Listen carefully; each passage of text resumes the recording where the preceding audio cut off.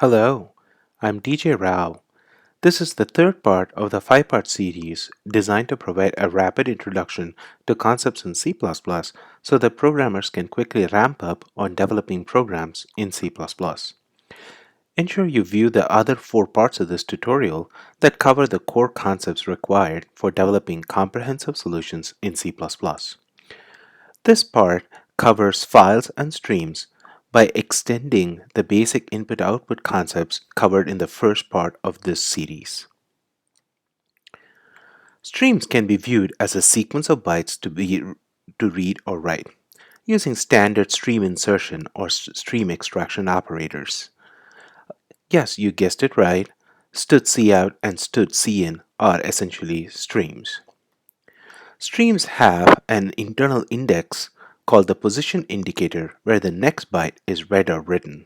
So as data is read, the position indicator keeps on moving to indicate the next set of data to be read or written. You can of course modify the position indicator using the seekg method. However, that's typically not done and streams are usually read in a serial or sequential manner. Streams can operate with different types of hardware devices, and each hardware device has its own characteristics and quirks. So stream buffers are used to temporarily store information that is being read or written using streams. The stream buffer is an internal concept to a stream. So for example, if data is being read or written to a file, the data is moved in form of blocks, which are typically 4 kilobytes in size. So the stream maintains an internal buffer where data is written, and once it has 4 kilobytes of data, it then copies the data to the disk. So keep in mind that there is always an internal buffer that is associated with streams. There are three types of input-output streams to be aware of. The first one we have already used are the standard console input and console output, that is CIN and Cout streams, and to use them we have to pound include the IOStream header. In this presentation, we'll start seeing file streams, for which we will pound include the file stream header. And there are three types of file streams, but the most common ones that we'll use are the std_if stream or the input file stream and std_of stream or output file stream. There is also a third kind of stream called string streams, for which you need to pound include the stream header, and input string stream and output string stream enable us to read and write data to strings as if they were files or as if they were streams.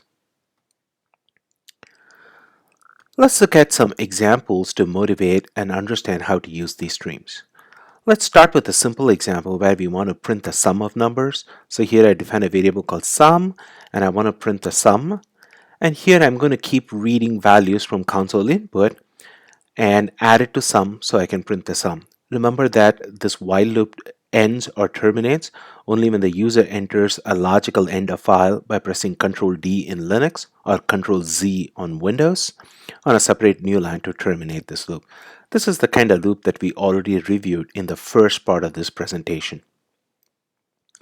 Now let's see how to modify this example to print the sum of numbers in a file.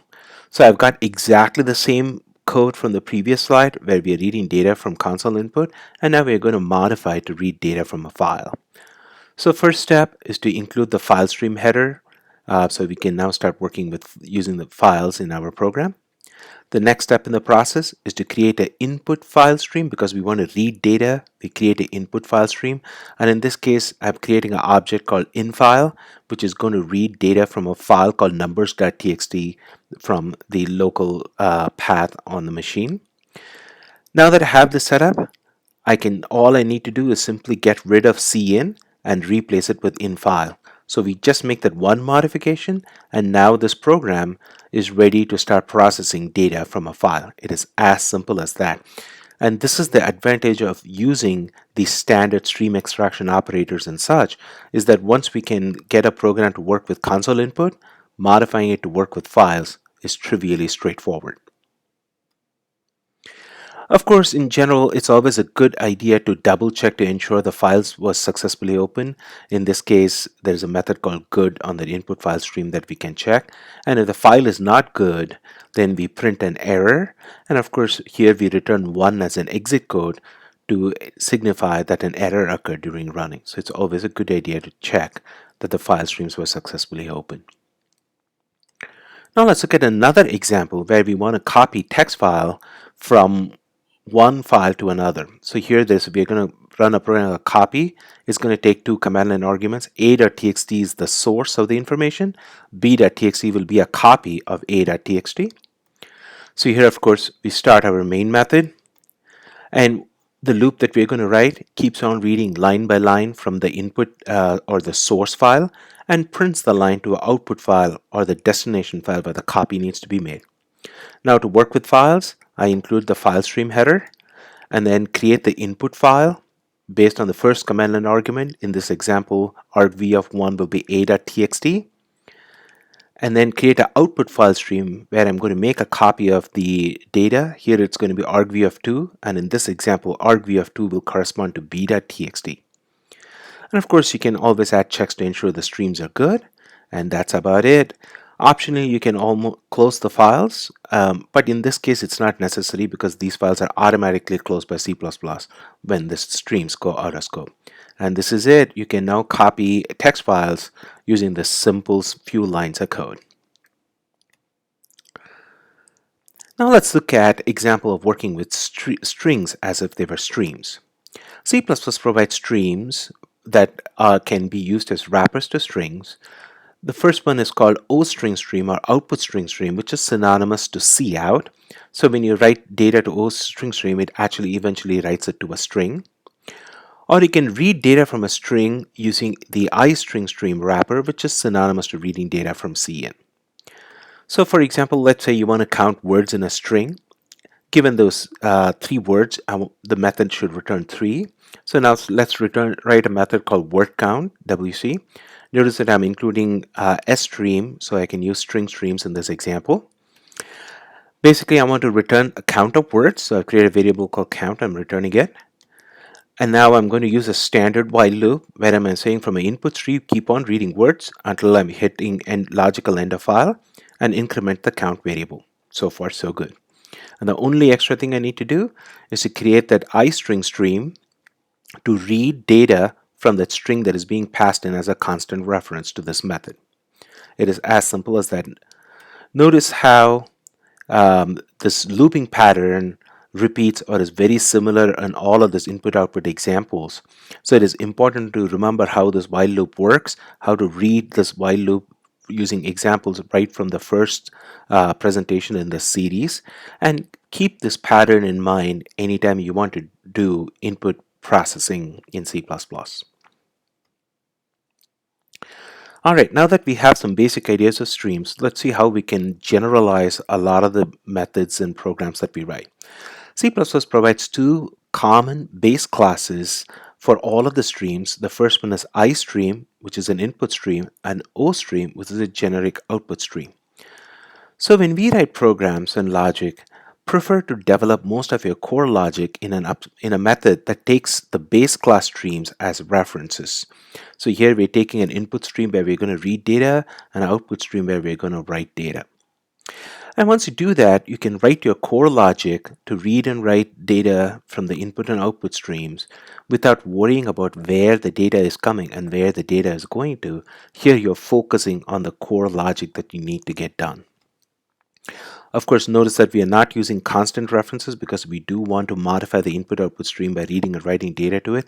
If they were constant, we would not be able to read and write to these streams. So here they have to be a non-constant reference, but reference is important.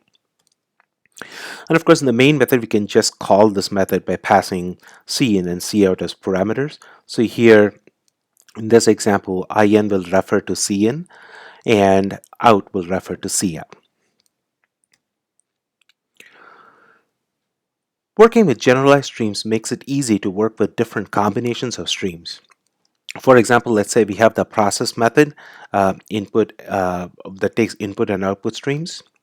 In our main method, let's say we want to process data with files. We can simply create an input file, create an output file, and pass these as parameters to the method. Of course, it's a good idea to check to make sure these input-output streams were successfully created. Keep in mind, streams are automatically closed when the variables go out. Optionally, if you want, you can close them, but it's really not necessary. Working with abstract streams permits us to mix and match different types of streams. So assume we have a copy function that copies all of the data from input to output stream. So in our main method, let's say I want to print a file to console. All I need to do is create an input file stream with a file and call the copy method with the input file stream as the input parameter and std_cout as the output, and this causes all of the data in the input file to be printed on the console so we can actually view the contents of the file on a screen.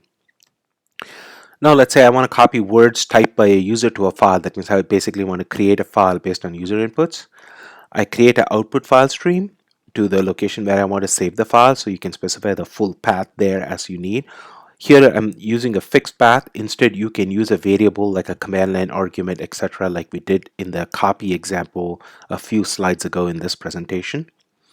And now you can call the copy method with std_scene as the input. So that means here the method will automatically read data that is entered by the user at the console keyboard, and then copies whatever the user has entered to this output file. Let's say I want to copy a string to a file. You could directly print it, but let's look at an example here. So here I create an output file stream where I want to write the data, and then I create an input string stream, which is going to wrap the string and make it appear as if it's a stream. So when the copy method reads data, it'll read the data in the string. In this case, it'll just read testing star star 123 123 and copy that set of strings to the file named datafile.txt. So notice how working with these generic streams helps you to mix and match different kinds of input-output streams and helps you to reuse the logic but with different streams. And this is the strategy, or this is the mental model that you should develop of working with abstract streams, and then tying those abstract streams to actual streams when the method is being called. So have this mental model, a mental separation of working with abstract streams.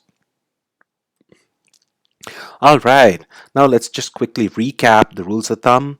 Keep in mind when you're working with in C++, never use the new operator. That's just typically wrong in a C++ program.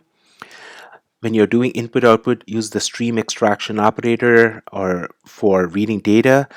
Keep in mind this getLine, std_quoted, all of these methods work the same with console input, with file input, with string streams, and later on with socket streams. All the streams work the same. So using this consistent set of stream extraction and stream insertion operators will make your life easier and streamline input-output operations and keep simple things simple in C++. That is where the rules of thumbs come about. Of course, use standard comparison operators for comparing and making sure your conditional logic is straightforward and easy to read. Of course, keep the parameter conventions in mind. Prefer to pass primitives by value.